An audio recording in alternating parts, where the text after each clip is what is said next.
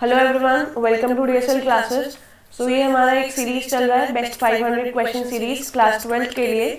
तो आज हम लोग जो है सॉल्यूशन डिस्कस करेंगे, उसका सेकंड पार्ट यानी उसके न्यूमेरिकल की जो प्रैक्टिस हम लोग कर रहे थे उसको हम आगे बढ़ाएंगे।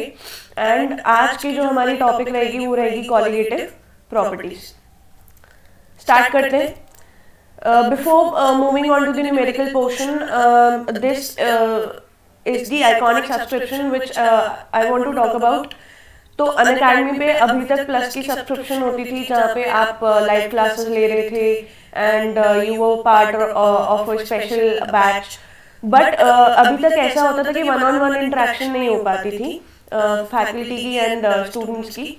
तो यहाँ पे सीबीएसई क्लास 6 to 12 के लिए एक बहुत अच्छी अपॉर्चुनिटी है कि इफ़ यू वांट तो आप जो है आइकॉनिक सब्सक्रिप्शन ले सकते हैं एंड आपको ये सारे फीचर्स उसमें मिलेंगे। आपको पर्सनल मेंटर्स असाइन होंगे एंड आपका लाइव डाउट सॉल्विंग सेशन होगा जो स्पेशल बैचेस में नहीं होता है। वीकली रिपोर्ट आपको मिलेगी, आपको वीकली बेसिस पे बताया जाएगा दिस इज द पोर्शन जहाँ पे आपको काम करना है एंड आपको प्लानर मिलेगा। आगे के वीक्स के लिए आपको प्लानर मिलेगा कि इस हफ्ते में ये पोर्शन तैयार करना है।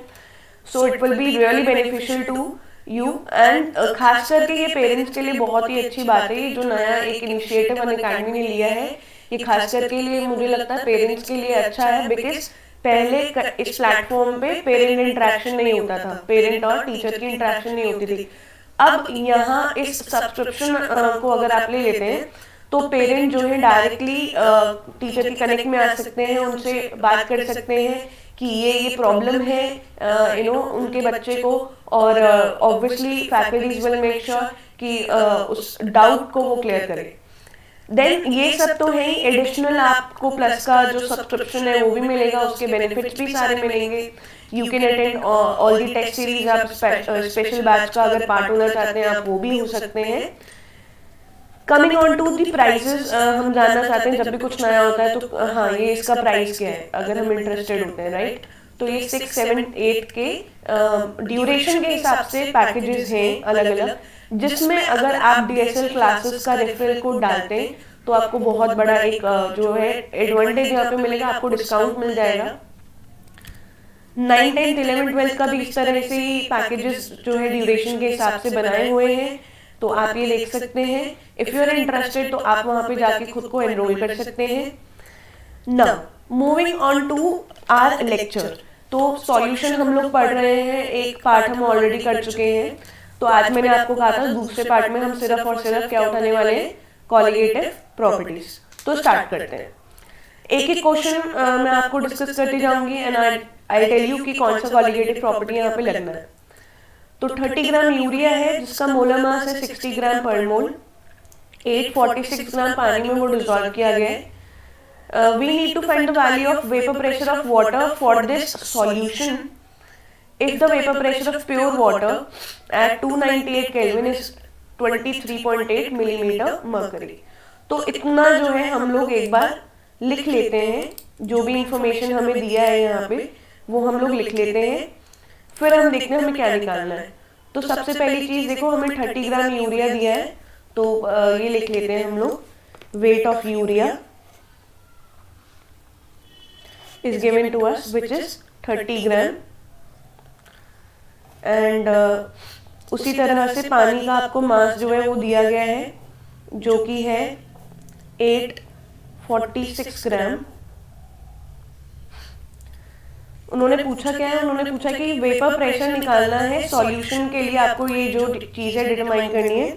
So we need to find the value of vapour pressure of solution, ये हम निकालना चाह रहे हैं, जिसमें हमें प्योर पानी का जो वेपर प्रेशर वैल्यू है P naught of water is given to us and ये है 23.8 मिलीमीटर मर्करी। तो काफी लोग अभी समझ ही गए होंगे कि यहाँ पे आप कॉलिगेटिव प्रॉपर्टी जो लगा रहे हैं वो है RLVP which means relative lowering in vapour pressure. तो फॉर्मूला अगर मैं यहाँ पे रखूं रिलेटिव RLVP के लिए, क्या फॉर्मूला बनता है, P not minus PS divided by PS which can be equal to the mole fraction of solute। तो solute यहाँ पे यूरिया है, मैं सीधा यहाँ पे यूरिया के मोल फ्रैक्शन को लिख देती हूँ, जिसमें से मुझे पी नॉट का वैल्यू पता है, ये नोन है, एंड मुझे निकालना है पी एच की वैल्यू को, ये हमें डिटरमाइन करना है। मोल फ्रैक्शन हमें कैलकुलेट करना होगा। देखिए कभी कभार आपको इन्फॉर्मेशन जो है डायरेक्टली दिया रहता है क्वेश्चन में, कभी कभार इनडायरेक्टली दिया होता है, तो आपको मतलब वो थोड़ा सा वहाँ पे एफर्ट लगा के you have to calculate the mole fraction of urea. तो वो निकालना पहले हम सीखेंगे कि हम कैसे निकालते हैं मोल फ्रैक्शन को। So mole fraction of urea का फॉर्मूला हम रखें, moles of urea divided by moles of water plus moles of urea, ये हो जाएगा। ठीक है, so this will be our expression, जिसको अगर मैं यहाँ हल्का सा एक अप्रॉक्सीमेशन कर दूं तो इतने टर्म को we can write the moles of water. ठीक है, मोल फ्रैक्शन ऑफ यूरिया का फॉर्मूला बन गया moles of urea divided by total moles, जिसमें से आप क्या कर रहे हैं, सॉल्यूट के मोल्स को जो है बाहर निकाल देते हैं एंड अप्रॉक्सीमेशन एक ले लेते हैं, सिर्फ यहाँ पे सॉल्वेंट के मोल्स को हम रख लेंगे। ये मैंने पिछली बार भी RLVP का एक क्वेश्चन सॉल्व करवाया था, तो वहाँ पे भी मैंने आपको बताया था पार्ट 1 में सेम थिंग मैंने आपको सेम एक चीज ये करके दिखाई थी, तो बिल्कुल उसी तरह से हम लोग यहाँ पे ऐसा ये लिख सकते हैं। ना coming on to the portion की हमें ये भी नहीं पता है, हमें ये भी डायरेक्टली दिया नहीं है क्वेश्चन में, अगर मैं देखूं तो मुझे मोल्स डायरेक्टली नहीं दिए, तो मुझे ये भी निकालना पड़ेगा। उसको निकालने के लिए क्या करेंगे, हम सारी बेसिक बातें काम में आ रही है अभी यहाँ पे। तो given mass divided by molar mass, given mass question में देख लें एक बार कितना है, 30 दिया है मेरे को, तो ये हो जाएगा 30 डिवाइडेड बाय 60, ये आप कैलकुलेट करेंगे तो it will be 0.5 and same तरीके से we will find the value of moles of water, ये भी हम रखेंगे। तो given mass divided by molar mass, इसका मास मुझे 846 दिया है पानी के लिए, तो 846 डिवाइडेड बाय 18, इसके मोल्स हम लोग कैलकुलेट कर लेंगे यहाँ पे। ठीक है, इसको निकालेंगे, बस कुछ नहीं है। फिर उसके बाद दोनों को आप निकालेंगे, दोनों की वैल्यूज को कैलकुलेट करेंगे, यहाँ प्लेस करेंगे ऊपर वाले एक्सप्रेशन में, एंड उसके बाद हमें मोल फ्रैक्शन की वैल्यू डिटरमाइन कर लेंगे हम इस तरह से। एक बार मोल फ्रैक्शन आ गया तो हम इस वाले एक्सप्रेशन में मोल फ्रैक्शन रखेंगे, एंड फाइनल जो हमारा आंसर होगा, हमें किसकी वैल्यू चाहिए, हमें वैल्यू चाहिए pressure, vapour pressure of solution. ठीक है, तो this is going to be answer, इसको आप कैलकुलेट करेंगे। कैलकुलेशन में आप पे छोड़ रही हूँ, I am only telling you about the concept, जो कंसेप्ट यहाँ पे लिखना है। ठीक है, तो आई होप ये समझ में आया होगा सभी को। तो moving on to the next question, अगले सवाल पे आते हैं। अब एक मेरे पास में सॉल्यूशन है जो कहा गया है कि 10% है बाय मास, जिसमें सॉल्यूट अगर आप देखें तो सुक्रोज सॉल्यूट हो गया, यहीं पे मार्क कर देती हूँ मैं, सॉल्यूट सुक्रोज हो जाता है and water is the solvent है।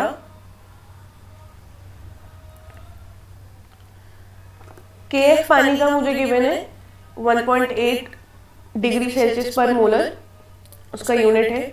निकालना है decrease in the freezing point. तो आप जानते होंगे इस बात को, जब भी एक प्योर सॉल्वेंट में हम कोई एक नॉन वॉलेटाइल सॉल्यूट ऐड करते हैं तो उसकी जो फ्रीजिंग पॉइंट है वो डिक्रीज कर जाती है, राइट। तो हमें बेसिकली यहाँ जो कैलकुलेट करना है वो कैलकुलेट करना है डिप्रेशन इन फ्रीजिंग पॉइंट। तो we need to find the value of delta F. काफी सिंपल सवाल है, डिप्रेशन इन फ्रीजिंग पॉइंट का सवाल है। सिंपल हम फॉर्मूला यहाँ पे लगाएंगे, delta T F is equal to K F into क्या होता है यहाँ पे, मोलालिटी से हम यहाँ पे मल्टीप्लाई करते हैं। तो के एफ का वैल्यू आपको पता है पानी के लिए कितना है, 1.86। ये तो कांस्टेंट है, ये आपको गिवन ही होगा कहीं ना कहीं क्वेश्चन के अंदर। मोलालिटी हमें फाइंड आउट करना है, दिस इज मोलालिटी। ये मुझे नहीं दिया है, सीधा सीधा नहीं क्वेश्चन में गिवन है, तो हमारा एक स्टेप जो यहाँ पे हो जाता है वो बढ़ जाता है कि भाई we need to find the value of molality. अब पहले उसको निकालने के लिए देखिए क्या करेंगे। तो मोलालिटी एक कॉन्सेंट्रेशन टर्म है जिसका फॉर्मूला हम रखें तो क्या बनता है, मोल्स ऑफ सॉल्यूट एंड नीचे आपका आ जाएगा टर्म मास ऑफ सॉल्वेंट। ध्यान देंगे इस बात पे कि जो सॉल्वेंट का मास रखेंगे वो रखेंगे किलोग्राम्स में, इस बात का ध्यान देंगे। अब क्या हमें कोई ऐसी इंफॉर्मेशन पता है जिससे हम मोलालिटी को निकाल सकते हैं? बिल्कुल, हमें क्या पता है, we know that the sucrose is 10% by mass. इसका मतलब क्या होता है? इसका मतलब है, ये पिछले हमने पोर्शन में भी इसके बारे में डिस्कस किया था कि जब भी हम कहते हैं कि 10% कोई चीज है तो हम ये मान लेते हैं कि 100 ग्राम पूरा सॉल्यूशन है, टोटल जो सॉल्यूशन है वो कितना हो जाता है, 100 ग्राम हो जाता है, जिसमें से आप मान लीजिए कि 10 ग्राम सुक्रोज है, यानी सॉल्यूट इज 10 ग्राम, राइट। तो बाकी कितना बचा, 100 माइनस 10 कितना बचा भाई, 90 ग्राम कौन होगा, 90 ग्राम आपका सॉल्वेंट होगा, सॉल्वेंट यहाँ पे है पानी। तो इस तरह से ये इन्फॉर्मेशन को यहाँ पे हम थोड़ा सा निकालेंगे बाहर, एक्सट्रैक्ट कर लेंगे इस तरह से। सीधा सीधा नहीं दिया होगा लेकिन हम 10% सुक्रोज से समझ जाएंगे कि सॉल्यूशन का मास अगर 100 ग्राम होगा तो सुक्रोज की मास उसमें 10 ग्राम होगी and the remaining portion will be of the solvent. तो अब हम मोल्स निकालेंगे पहले तो सॉल्यूट के मोलालिटी के लिए, जो कि क्या होता है, given mass divided by molar mass, right. And solvent का मास कितना है, देखो 90 ग्राम, इसको रखते हैं हम तो 90।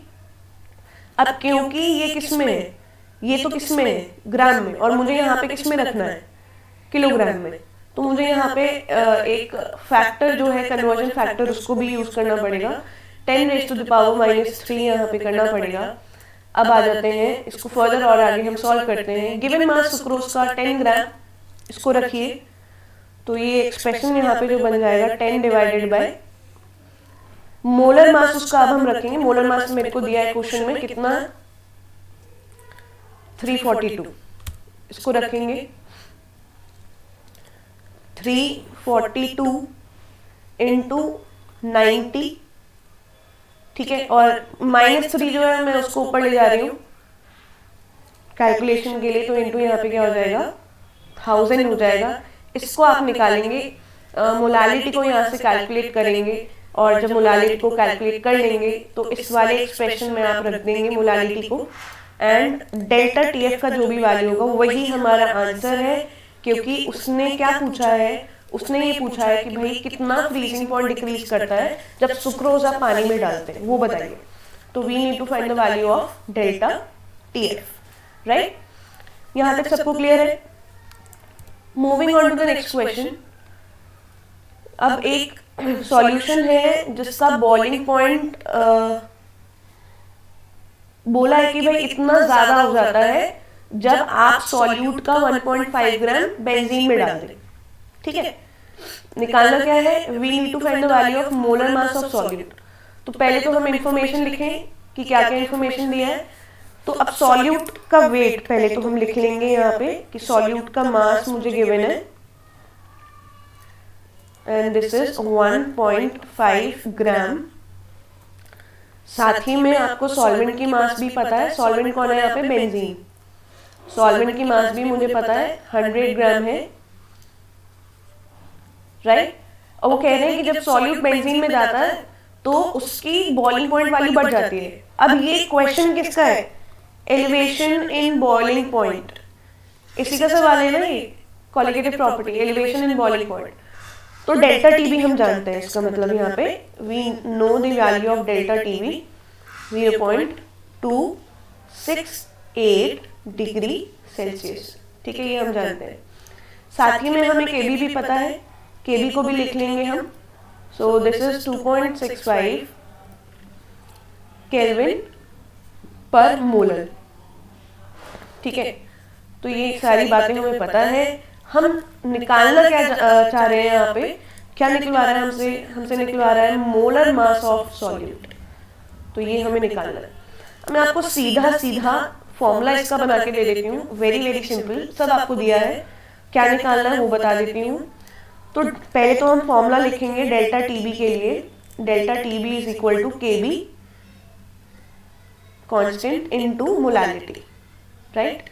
अब मोलालिटी को भी तो ओपन कर सकते हैं ना, कैसे हम लिख सकते हैं इसको भी, इसको इस तरह से लिख सकते हैं कि मास of solute divided by molar mass of solute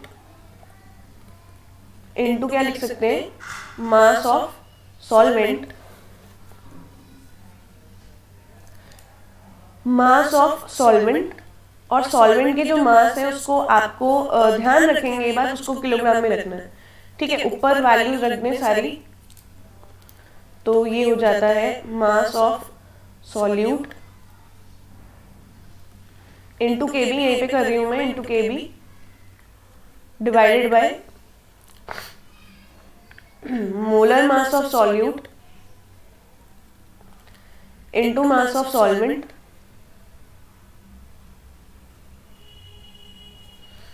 and इसको अगर आप ग्राम में रख रहे हैं सो मेक श्योर आप यहाँ पे 1000 से मल्टीप्लाई कर देंगे, ठीक है। अब मैं आपको ये बता दूं इसमें दिया क्या है और हमसे पूछा क्या है। तो इसमें हमें डेल्टा टीबी पता है क्वेश्चन में, देखो ये गिवन है डेल्टा टीबी, सॉल्यूट की मास पता है, सॉल्वेंट का मास पता है, केबी पता है, क्या निकालना है, मोलर मास निकालना है। बहुत सिंपल सवाल है, आपको इस एक्सप्रेशन में ये भी पता है, आपको केबी भी जानते हैं, इसके बारे में हम क्वेश्चन में गिवन है, सॉल्वेंट का मास भी हम जानते हैं, बस जो हमें नहीं पता है यहाँ पे वो क्या नहीं पता है, मोलर मास ऑफ सॉल्यूट। तो आपको पूरा मैंने एक्सप्रेशन तैयार करके दे दिया है, वैल्यूज इसमें प्लेस कर लेंगे एंड सॉल्यूट के मास को निकाल लेंगे। सॉल्यूट का मास का एक्सप्रेशन बना देती हूँ मैं। तो सॉल्यूट के मास का जो एक्सप्रेशन है, और चाहे तो ये आप अपने रिवीजन नोट्स में इसको लिखते भी जाएं, जो जो फॉर्मूला हम यहाँ पे तैयार कर रहे हैं एक बारी, तो उसको आप लिख लें, सॉल्यूट का मास इनटू केबी इनटू 1000। ये मैंने आपको डेराइव करके ही बता दिया कि ये इतना बड़ा फॉर्मूला कहीं कहीं बुक्स में लिखा गया है इसके बारे में, एंड आपको मैंने सीधा डेराइव करके बता दिया कैसे आया है। तो आप चाहें तो सीधा इसको याद कर लें, नहीं याद होता है तो इसको इस तरह से आप निकाल लेंगे। एंड वेट ऑफ सॉल्वेंट, और ध्यान रखें इस बात का ये ग्राम में है, तो 1000 से मैं यहाँ पे ऑलरेडी मल्टीप्लाई जो है कर चुकी हूँ, ठीक है। सिंपल है क्वेश्चन, वेरी सिंपल। ऐसी बड़े प्यारे प्यारे सवाल आते हैं बोर्ड्स में, कोई बहुत solution, it's not very difficult chapter, बहुत आसान चैप्टर है, थ्योरी भी, इसके न्यूमेरिकल्स भी। और अच्छी बात ये कि 4 मार्क्स का वेटेज इसका आएगा ही आएगा, 4 से 5 से ज़्यादा भी हो सकता है। पिछले साल अगर आप एनालिसिस करें 5 से ऊपर ही वेटेज इसकी कहीं कहीं आई है, बट 4 से 5 तो है ही, दैट इज शॉर्ट। तो इसको तैयार करें, आपके इतने मार्क्स तो डेफिनेटली आपके इन हैंड हो जाएंगे, ठीक है। अब एक आखिरी सवाल हम लोग देखने वाले हैं, फोर्थ क्वालिटेटिव प्रॉपर्टी रह गई है, फोर्थ हमारा क्वेश्चन है। चलिए सॉल्व करते हैं इसे। अब आपको पता है ये बात कि भाई जब भी हम लोग किसी मैक्रोमोलेक्यूल के मोलर मास की डिटर्मिनेशन करते हैं, so that is done by the fourth qualitative property which is known as osmotic pressure, ठीक है। चाहे जैसे कोई भी बड़ा आपका मॉलिक्यूल हो गया, पॉलीमर हो गया, या हमारा प्रोटीन हो गया, या कोई बायोमॉलिक्यूल है, ठीक है, उसकी मोलर मास अगर मेरे को डिटरमाइन करनी है तो सबसे बड़ा जो तरीका है वो क्या है, osmotic pressure.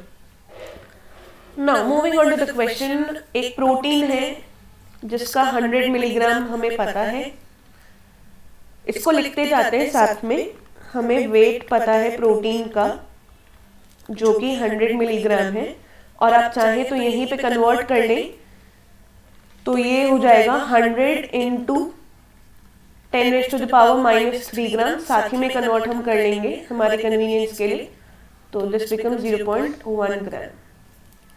Dissolved in water to make 10 milliliter of the solution, volume हम लिख लेंगे यहाँ पे मैंने आपको पहले भी बताया था कि जैसे जैसे हमें जो जो रीड करते हुए मिल रहा है उसको हम साथ ही में लिख लें तो बहुत ही सही रहेगा, और साथ ही में कन्वर्ट भी कर लें। ठीक है, तो वॉल्यूम है मिलीलीटर में दिया है, इसको हम लीटर में कन्वर्ट करने के लिए again we will multiply it by the factor -3, 10⁻⁻³ which means ये हो गया 0.01 लीटर्स। ठीक है, अब कह रहे हैं आगे कि सॉल्यूशन की ऑस्मोटिक प्रेशर वैल्यू है इतनी, वो भी लिख लो साथ ही में, पाई वैल्यू लिख लो। ऑस्मोटिक प्रेशर को हम लोग पाई से रिप्रेजेंट करते हैं, तो ये मुझे गिवन है, पाई की वैल्यू हम जानते हैं कितना है, 13.3 मिलीमीटर ऑफ मर्करी। तो इसको भी आप कन्वर्ट करेंगे अब, ठीक है, क्योंकि प्रेशर जो है हम एटीएम में हम रखते हैं, तो इसको भी हम लोग लगे हाथ कन्वर्ट कर लेंगे। तो 1 एटीएम कन्वर्जन फैक्टर भी आपको क्वेश्चन में दिया है, आपको उसका भी टेंशन नहीं लेना। तो 760 मिलीमीटर मर्करी जो है 1 एटीएम के बराबर होता है। यहीं पे आपको मैं करके बता देती हूँ, 13.3 में एटीएम कितना होगा बताइए, ये हो जाएगा 13.3 डिवाइडेड बाय 760। ठीक है, तो इसको एटीएम में हम कन्वर्ट करके लिखेंगे 13.3 डिवाइडेड बाय 760। ये आपका जो प्रेशर आया वो किस में आया, एटीएम में आ गया। ठीक है, अब मुझे निकालना है मोलर मास, किसका निकालना है, प्रोटीन का, और आर का वैल्यू भी हमें दिया है। हमने क्यों एटीएम में कन्वर्ट किया उसको भी मैं आपको बताऊं। आर की वैल्यू जो मुझे गिवन है वो एटीएम में पता है, लेकिन प्रेशर मुझे दिया है मिलीमीटर ऑफ मर्करी में, सो इसलिए मुझे कन्वर्ट करना पड़ गया एटीएम के अंदर। तो pi equal to osmotic pressure का फॉर्मूला क्या होता है, concentration into R gas constant into temperature. क्या हमें टेम्परेचर पता है, क्या हम टेम्परेचर जानते हैं इस क्वेश्चन के लिए? तो अगर आपको टेम्परेचर नहीं पता, जैसे इस क्वेश्चन में टेम्परेचर नहीं दिया, वैसे तो दिया रहता है, अच्छा हाँ दिया है, ये देखिए ये दिया है 250 डिग्री सेल्सियस, तो इसको भी हम लोग लिख लेते हैं अपने इंफॉर्मेशन में कि temperature is provided to us 250 degree Celsius.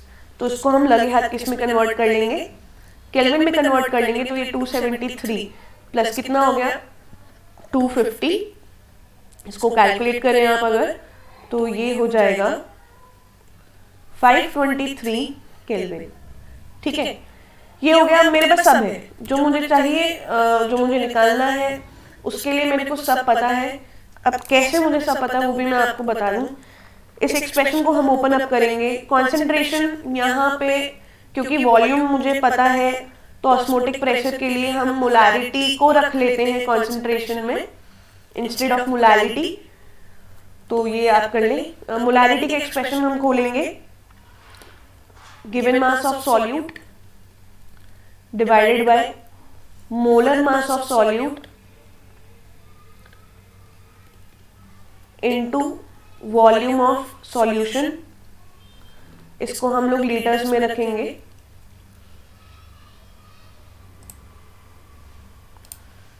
And यहाँ कांस्टेंट आ गए हमारे दो, टेम्परेचर और gas constant, universal gas constant. ठीक है, अब देखिए मुझे क्वेश्चन में क्या क्या दिया है, फॉर्मूला बना लिया मैंने। क्वेश्चन में मुझे पाई की वैल्यू पता है, उसको हमने कन्वर्ट भी कर लिया था।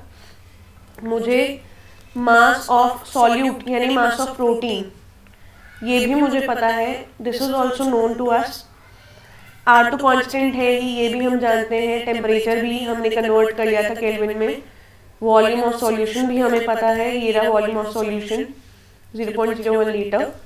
सब हम जानते हैं, हमें बस निकालना क्या है, हमारा आंसर कैसे आएगा जब हम सॉल्यूट के मोलर मास को कर लेंगे कैलकुलेट। तो एक फाइनल फॉर्मूला मैं आपको यहाँ पे तैयार करके दे रही हूँ, आप बस इसको कैलकुलेट करें। मोलर मास ऑफ सॉल्यूट जब हम निकालते हैं ऑस्मोटिक प्रेशर के लिए, तो उसका फॉर्मूला बन जाता है मास of solute into gas constant into temperature. Temperature को आपने केल्विन में रखना है, ध्यान रखेंगे इस बात को, डिवाइडेड बाय, यहाँ पे पाई की वैल्यू रखेंगे ऑस्मोटिक प्रेशर इनटू सॉल्यूशन का वॉल्यूम, और इसको हम लोग रखने वाले किसमें, लीटर में। तो ये आपका एक फॉर्मूला तैयार हो गया। ये कुछ क्वालिटेटिव प्रॉपर्टी बहुत इंपॉर्टेंट है। आप अगर प्रीवियस ईयर के पेपर उठा करके देखेंगे बोर्ड्स के, सो यू विल फाइंड कि आया ही आया है एक सवाल यहाँ से न्यूमेरिकल अगर सॉल्यूशन का बनता है, सो बहुत एक ज़्यादा चांस होता है कि वो क्वालिटेटिव प्रॉपर्टी से बनाए। तो इसको तो हमने तैयार करना ही करना है। जो चीज़ें हम जानते हैं कि आएंगी ही आएंगी, ठीक है, जिनके बारे में हमें पता प्रोबेबिलिटी ज़्यादा है, तो उसको आप तैयार करें। एंड फॉर्मूले यहाँ पे बहुत ज़रूरी है, फॉर्मूले को दिमाग में रखें। अगर आपको ये एक्सपैंडेड वर्जन नहीं याद रहता है, कोई बात नहीं है, आप ये छोटे फॉर्मूले को याद रखें। बस हाँ, इसमें बात एक ऐसी है कि आपको कॉन्सेंट्रेशन, मोलारिटी, मोल फ्रैक्शन, इनके बारे में आपको बढ़िया तरीके से पता होना चाहिए। अगर आप ये एक्सपैंडेड फॉर्म जो है न्यूमेरिकल फॉर्मूलेस की, इनको नहीं याद कर पाते हैं तो ठीक है। जैसे अब मैंने यहाँ पे आपको क्या पूरे क्वेश्चन में क्या बताया, मैंने आपको कॉन्सेंट्रेशन को ओपन करके एक नया यहाँ पे फॉर्मूला तैयार कर दिया कि भाई इस तरह से सॉल्यूट का मोलर मास हम निकाल सकते हैं, ठीक है। तो आप अगर ये याद नहीं कर पाते हैं, कोई प्रॉब्लम नहीं है, बस इतना ध्यान रखिए कि मोलारिटी क्या होती है, मोलालिटी क्या होती है, मोल फ्रैक्शन क्या होते हैं, उसमें आपको कमांड करनी होगी। उसके लिए चाहे आप 11th का एक बार थोड़ा पहला चैप्टर देख लें, कॉन्सेंट्रेशन स्ट्रॉन्ग कर लें वहाँ पे, या सॉल्यूशन की स्टार्टिंग में ही ये 3 टर्म्स आती हैं, वहाँ से पढ़ लें, वहाँ से न्यूमेरिकल्स की प्रैक्टिस कर लें। सो ये एक बेस है सॉल्यूशन चैप्टर का, कॉन्सेंट्रेशन टर्म, जिसमें मैं बार बार एम्फसाइज कर रही हूँ, इसको आपने पढ़ना ही पढ़ना है, ठीक है। तो अब ये न्यूमेरिकल हमारा यहाँ पे पोर्शन जो है खत्म हो जाता है सॉल्यूशन का। हम अगले पार्ट में मिलेंगे। अभी सॉल्यूशन का 2 पार्ट, ये सेकंड पार्ट है, एक और पार्ट आना है, पार्ट 3 आना है, और पार्ट 3 में आपको मैं बताऊंगी इसका थियोरेटिकल क्वेश्चन किस तरह से आता है। एंड फिर हम लोग 3 पार्ट्स के बाद सॉल्यूशन को वाइंड अप कर देंगे, ठीक है। चलिए, okay, thank you so much everyone for listening to me, and bye bye, take care of yourself.